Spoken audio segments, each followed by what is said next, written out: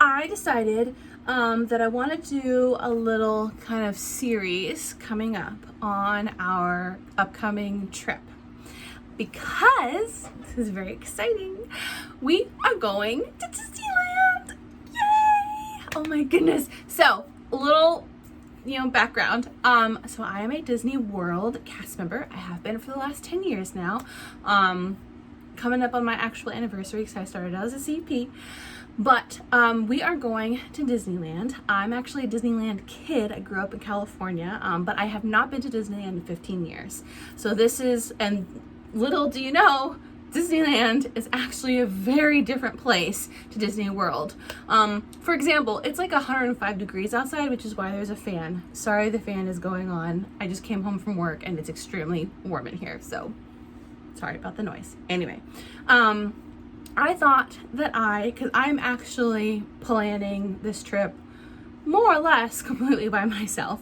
Now, this is not the first trip that I've ever planned, period. Actually, when I was 17, I planned my Disney World birthday trip because we weren't locals, and I wanted to kind of convince my parents as to why it was a good idea and why the ideas that I had were so good. Literally, I presented a presentation, PowerPoint presentation and everything. It was a thing. I like planning trips. So I decided to take on and plan this one. Now, this is some of the things that I've learned and tips and tricks that I have for you if you're planning your own. If you are having a travel agent plan your trip, I still recommend you continue watching the video just because my biggest tip that I can give you when planning a Disney World or Disneyland trip is do your research.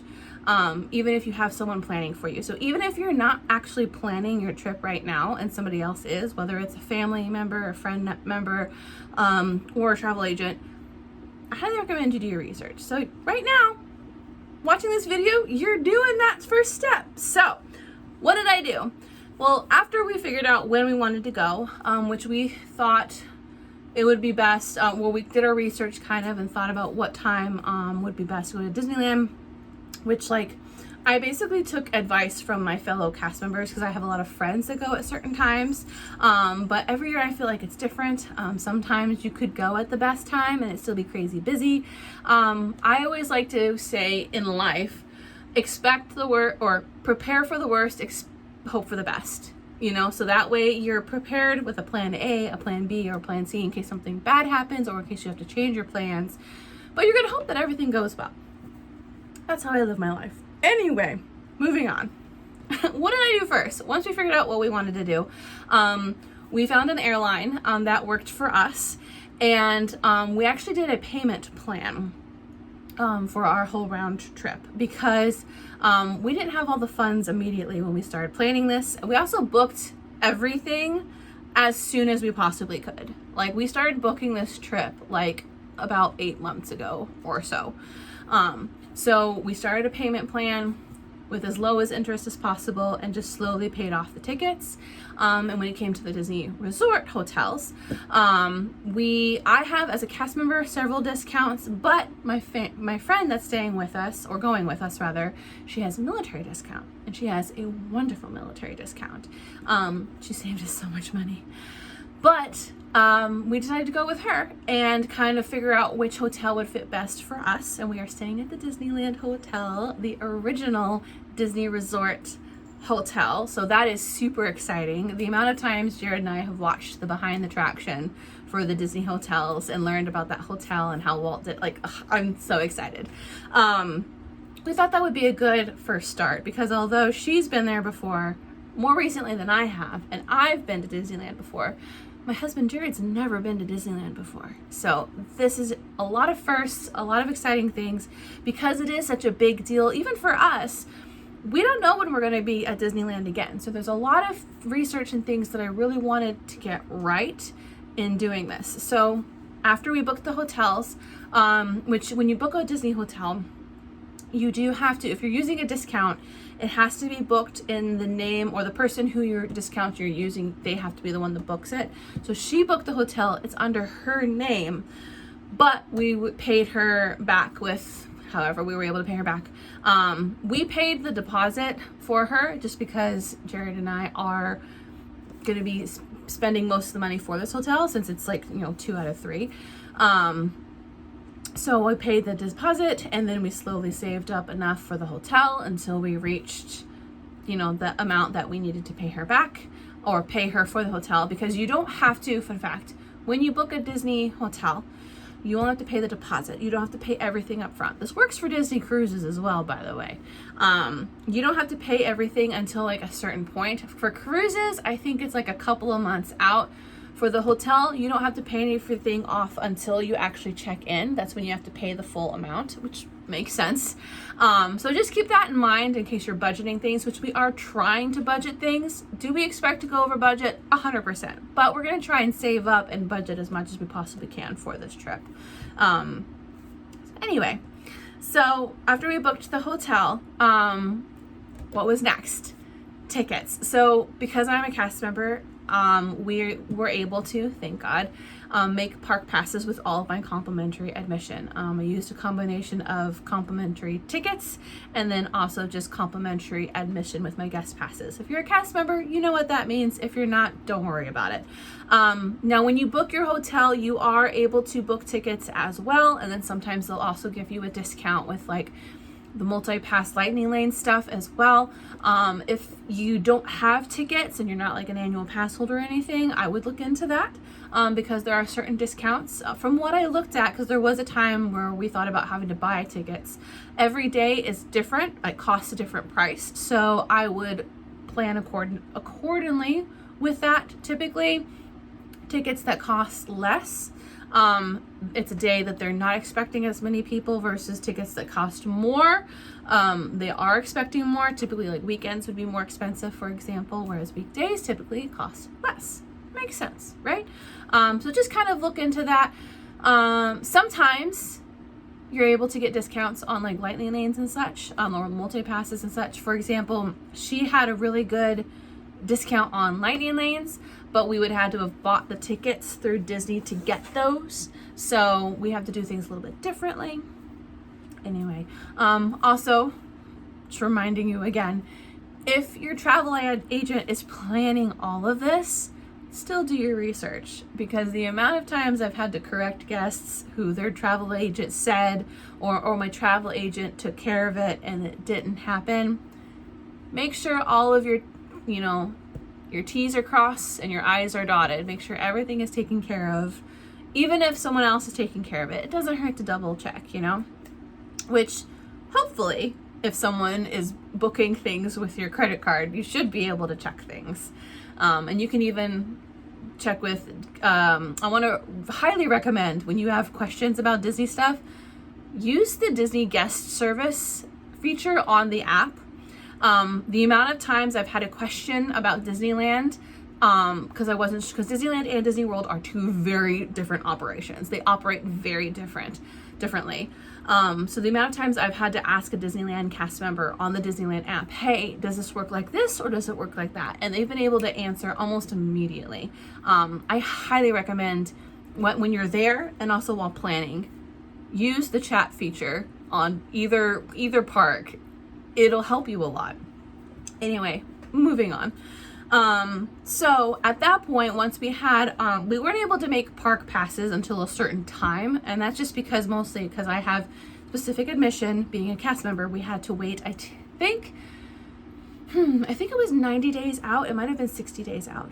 I think it was 90 days out. Cause at that point, it was 90 days out, because at that point I started planning, what we wanted to do. That said, make a plan A. So I sat down and I said, what days are we going to be there? Do we want to do half days and spend the rest of the days at the resort? Do we want to do a full open and close day and then have a rest day in between? Please schedule rest time if you have kids.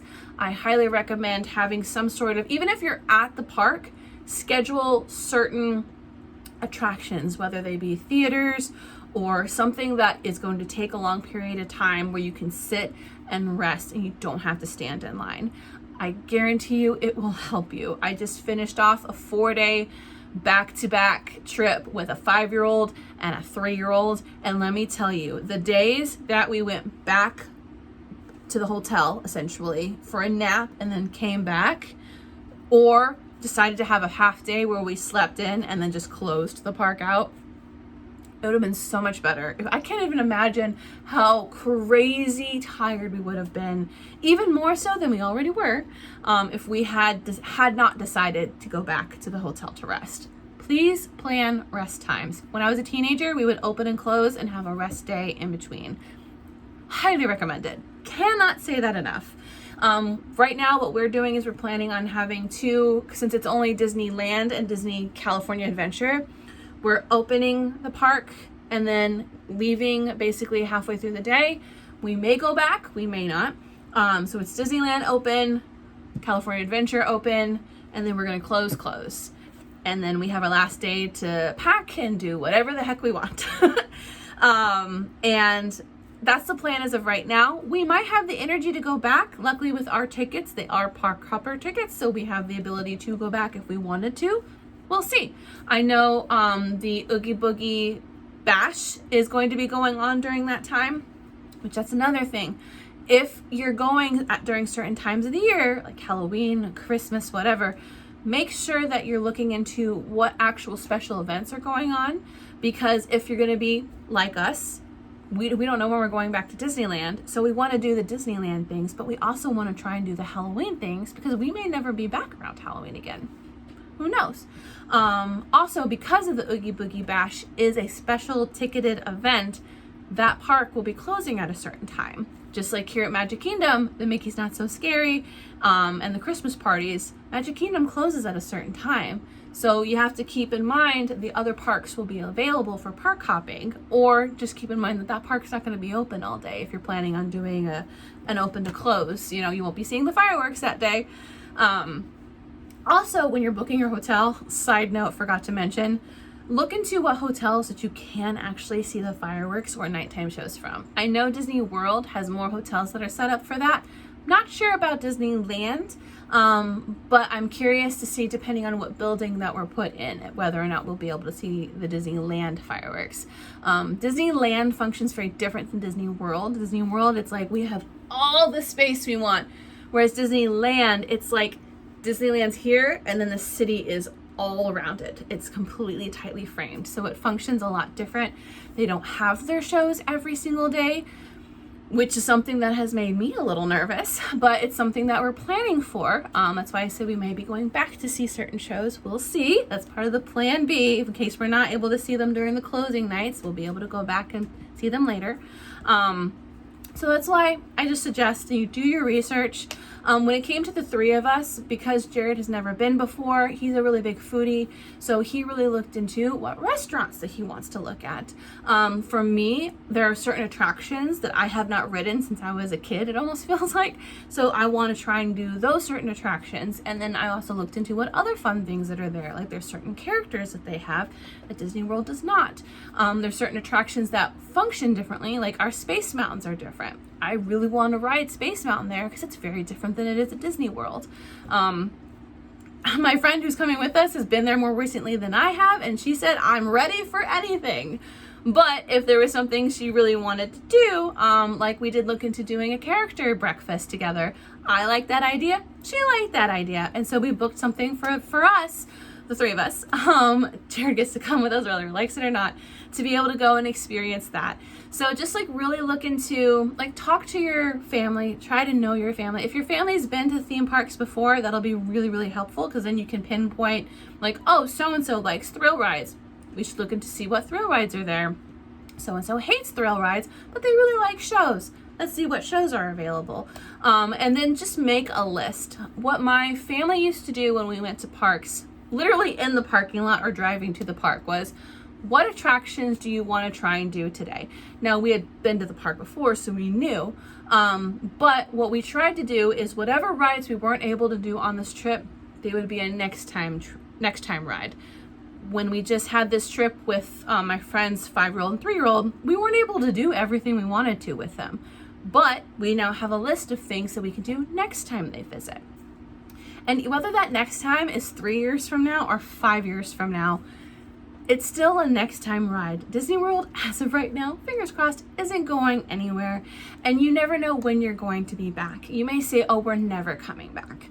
but you might be back 5 years, 10 years from now, and it'll be something that your kid or then adult will be able to go on their own and understand that you cannot do everything. The parks are not designed to do everything. Now, this is more for Disney World than Disneyland again, but the parks are not made for you to do everything in one trip, everything in one day. They wanted it to be so every trip you did, you got to do something different. That is how it was designed. And we've kept that in mind. So we're going in totally not expecting to do everything that we've planned to do, except for the things that we've booked. Kind of going back to the food things. So we were able to book our park reservations about 90 days out. About 60 days out, I want to say, we were able to start making dining reservations. Dining reservations become available at 5 a.m. in whatever time zone that park is in. So 5 a.m. for Disney World is different for 5 a.m. for Disneyland, which worked to my advantage because in Florida, we're ahead of them. So I didn't have to get up as early. But if you live in Disneyland or California, for example, and you're planning for Disney World, you're gonna have to get up a little earlier, you know? And I say this, you may think, oh, I'm not gonna get up at 5 a.m. Let me explain to you how dining reservations went for me. So I had a list of different things that Jared wanted to go see or wanted to eat at, different places that I wanted to eat at. And I had a generic idea of when I wanted everything to happen when, like, this restaurant's going to be on this day around this time period. But there were certain ones that were kind of interchangeable, especially because we were going to Disneyland twice and California Adventure twice. So in my mind, I had two options to try and hit them. There are also restaurants at the hotel itself that we could make dining reservations for, so I kept that in mind as well. So I want to point this out. This is very, very important when it comes to making dining reservations and also just experience as a whole. Now, we're not doing any experiences like the Bibbidi Bobbidi Boutique, for example. We're not doing anything like that, just dining reservations. But this does qualify for that as well. You can book them 60 days in advance, 5 a.m. in the morning. Let me explain to you how my experience went. So at like a minute before, or 2 minutes before rather, I would go in and I would sign in. The best way to sign in, I did it through the app. I don't know if the computer would have been easier, but I was at work, so I had to do it through the app. I loaded the app. The best way to make sure you're already logged in is to literally to try to make a dining reservation. You go in, you try to make it, make a reservation for whatever. It'll tell you, or it'll ask you to log in. You log in, and then you're set to make whatever you want. I literally had a countdown timer on my watch, was waiting for the second. I would load, for example, Trader Sam's Enchanted Tiki Bar is a dining reservation restaurant that you can do at Disneyland. Disney World, it's walk-up only. So we knew that was something we really wanted to do. I searched for Tiki Room, pulled up for the restaurant, and I hovered over the reserve dining button until it was time to do it. As soon as the second turned over, I hit reserve dining. I hit the date that I wanted it, and then it showed me all of the times. Now, this is where I got messed up. For whatever reason, I mean, Disney World might do this. I've never had this issue with Disney World. But for whatever reason, they had brunch listed first, and then they had lunch and dinner. And this happened multiple times for when I was reserving dining. But like, they didn't have them all in order. It wasn't like breakfast, lunch, and dinner. Like, they had it, like, they either had dinner first, I can't remember what, but it was out of order. And so I just, glancing at it, picked the time that looked available. And I say I just picked one because there wasn't that many left. So if it's not available, it'll be like kind of blurred out. If it is available, it'll be like bright, like I think it was blue font. I picked whatever one was available, thinking in my mind, I'll just change it later. So I booked it, and then it was asked, I think, to confirm. I hit confirm, and then it said, congratulations, you've now confirmed it. Also, I want to point out, when you book a dining reservation, you do have to have a credit card connected to your account. I'll say that one more time. You do have to have a credit card attached to your account. they do that because if you cancel your reservation, this goes for experiences too, whether it's lightsaber, what boutique, whatever. If you cancel your reservation too close to the reservation, it'll fine you. You're not paying for anything. It just puts your credit card on hold. The amount of times I've had to remind guests that you haven't paid for anything yet. But keep that in mind, because if you don't have one, you're going to have to quickly type it in and hope your reservation is still there. So anyway, confirmed it, got the confirmation, went back almost immediately. Mind you, it's only been 2 minutes at this point to try and modify it, because you can go back and try and modify it like 5 minutes early, 10 minutes early, or whatever, if it's available. And there was nothing for the entire day available. That place opens at 11 and I think it closes at like 1 in the morning, and there was nothing available. Out of all of the restaurants that I looked up, that like top 10 reservations, places you have to eat at, Tiki Room was never one that I thought I was going to have issues getting reservation for. We are there kind of for 6 days, essentially, 5.5. I was only ever able to make one reservation, and that was that one reservation that I just grabbed. We're going to make it work because it's a place Jared really wants to eat at.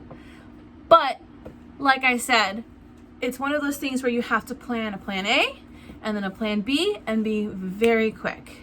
Very quick. Now, I also want to say, before you start going, oh my God, that sounds so stressful, there were several other days that I had specific reservations I wanted to book that they were all gone immediately. Like, there was nothing available the moment I logged on. There was nothing available. I think Storyteller Cafe, which is a character dining experience at the Grand Californian that I really wanted to do, wasn't available. I was really bummed out about that. And every week I would get on and check. Luckily, they have this really cool thing where if you go into a place, like say Storyteller Cafe, you can look at your entire week and see what's available. I love that. I love that they did that. I want them to open it up to, like, you can see what's available for food the entire week, but I can see how that can be kind of confusing. But anyway, I was able to see what was available for the entire week and see what days that we can pick and choose. Excuse me. Oh my goodness. I ate right before this. Something that happens often is people grab, and this is something I had planned on doing, people grab extra reservations whether they need them or not. As time gets closer and closer, because remember, you're 60 days out booking these reservations. As time gets closer and closer, people will start to drop reservations because plans change. We don't need to go here anymore, or we canceled our reservation. Oh, this isn't something that we really want to do, or we're going to do it later on another day, and they'll cancel it.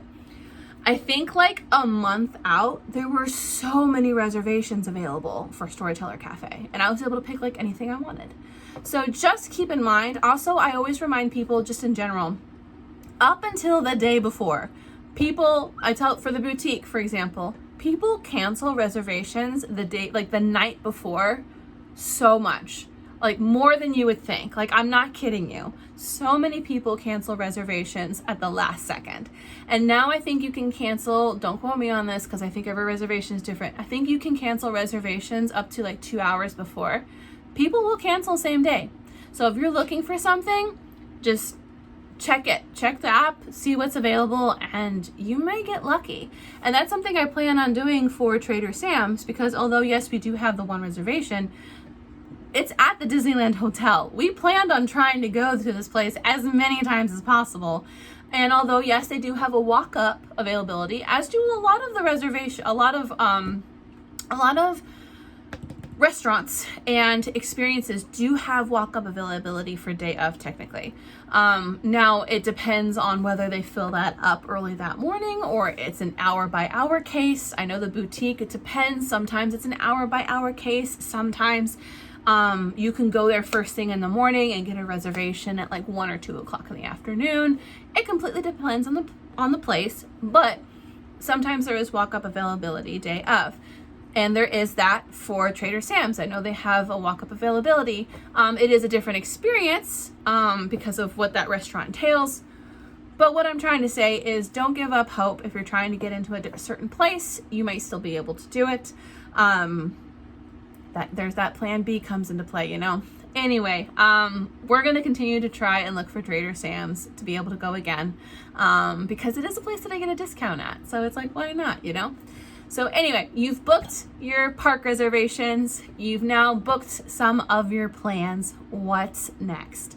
Well, when it comes to Disneyland, unfortunately, they do not have the multi-pass to be able to book your lightning lanes ahead of time, which is something that I'm really bummed about, because we did our trip with the 5-year-old and 3-year-old by getting the lightning lane multi-pass, and we decided to basically book what we wanted the day before, just kind of play it by ear.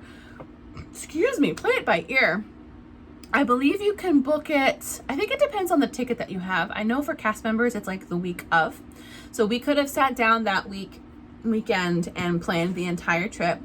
That would have been something I would have done because I'm extra, but you can plan it the day before if you're wanting to do it last minute. There's no guarantee that all of your lightning lanes will be available, and we did have that issue with a couple of them. Typically there's like a tier 1 and a tier 2. I'm not going to go into the explanation of it. It's really easy to look into, but basically you can kind of plan ahead and you can move the lightning lanes around, seeing if there's any available. I always like to book and then see if I can kind of move them around like by 10 minutes or so, which I also love that we can do that. Because we also ended up moving our dining reservations to kind of make everything kind of blur together and work together well. It worked out really well. Oh, also one more thing with the dining reservations. So there was a day that I tried to book basically 2 different places because I wasn't sure, with the Trader Sam's actually. We planned on eating somewhere else. And so I booked the Trader Sam's one, and I was going to book another one just in case I wanted to cancel the Trader Sam's one. Disneyland, I think Disney World does this as well. It doesn't let you book a reservation time slot too close together. So I think the Trader Sam's was like 2 o'clock, and I think we were trying to get the Blue Bayou or something. I can't remember. And they were like going to overlap. It would not let me do it. Even though I planned on canceling one, it did not let me do that. So just keep that in mind. If you are booking multiple reservations, it won't let you book 2 lunches, basically. So what else are we doing? Well, another plan B. Also, in case I didn't say it, the lightning lanes planning ahead, you can only do that for Disney World as of right now. Disneyland, you cannot plan it ahead. You have to, especially with my tickets. I do get a discount on lightning lanes as a cast member, but I have to literally scan in and then I can book the lightning lanes. So we're probably only going to be able to do that for our rope dropping. Speaking of rope dropping, if you're staying at a Disney resort, you do get to go into the park early, 30 minutes. Now again, differencing from Disney World to Disneyland, Disney World, as of right now, that's for every Disney resort every single day. It's every morning. Disneyland, it's not every morning. They take turns, which I think is kind of annoying, but you know what? You do you, Disneyland. Whatever makes it easier for you. So keep that in mind, that is something that you might have to do. Again, whenever you have questions between Disneyland or Disney World, just ask a cast member on the guest service team. They're really cool about answering questions pretty quickly. I've even had issues like with lightning lanes or virtual queues taking so long, and wanting to like cancel certain things or get money back or even change a lightning lane. I remember I believe we were going to do a virtual queue for Cosmic Rewind and then a lightning lane for the Tron, and we were going to park hop. And what ended up happening is they kept, Cosmic Rewind, I guess, was down because they kept pushing the virtual queue farther and farther and farther back. And so we got to a point where it was like we were going to end up missing Tron. And so I got on my app. We were literally in line to see Anna and Elsa. And I was like, can you please change this? And they changed it for us, and then they canceled our virtual queue for us. It was so easy. So again, if you have any questions, just ask a cast member on the app, whether it's Disneyland's or Disney World's. You're good. So what else are we doing? Well, we're keeping in mind the weather. Now, I know the weather at Disney World is a lot more chaotic than Disneyland. At least that's what I've been told. So, Disney World. If you're going to Disney World, prepare for it to rain. Prepare for it to be super overheated, hot. And prepare for it to be windy. Why? Because it could be all 3 in one day. When we went to Disney World recently with the kiddos, we had umbrellas and raincoats every single day funny enough, the one day that we all wore shoes versus flip-flops was the day that it really downpoured. Let that be a lesson to you. Now, I've been told Disneyland is different. I'm still traumatized from Florida weather, so I'm still planning on bringing, I actually have an umbrella. Fun fact, the Vera Bradley umbrellas fit perfectly in a Loungefly backpack. Just throwing that out there. I'm planning on bringing the umbrella at least. I may or may not bring my raincoat. I think I'm just going to bring, like, all of the clothing that I'm wearing are typically Crown Athletics when I go to the parks. But the reason I wear Crown Athletics is because they're very lightweight material and they also dry fast. So if it gets wet or if it gets sweaty, it'll dry fast, and it's really, really cool. That said, I know it can be dry and windy at Disneyland, so I am planning on bringing a couple of spare jerseys just in case it decides to get windy later in the evening. More so for the evening trips than the day trips. But yeah, that is pretty much all of my tips and tricks. If you have any questions about planning things, please let me know. I love planning things, and I love planning like trip questions. I think if I ever do quit being a cast member, I will probably be some sort of travel agent. Now, I just want to do one more disclaimer about the travel agent things. Just because you have a travel agent does not mean you should not do your research. Because I want to say, first of all, I have a lot of friends who are travel agents. Some of them really know their stuff. Some of them don't know their stuff, and they're not, or if they do, they're not updated stuff. We've had lots of issues where people say like, oh, my travel agent said that this was only going to take 45 minutes when it's something that could take almost 2 hours. That's a big deal when you're planning so much things, you know what I mean?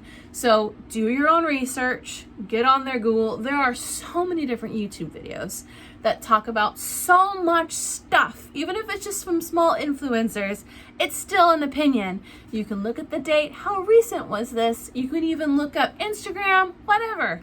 That was something that we looked at as well, was Instagram. What foods and what snacks are really good? When was this posted? Is this still available? Do you know?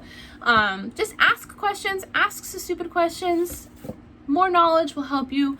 Even if like it's not something you're actually going to be doing, knowing what something is instead of just voluntarily doing it and then realizing, sorry, I just shook you. I got real passionate about it.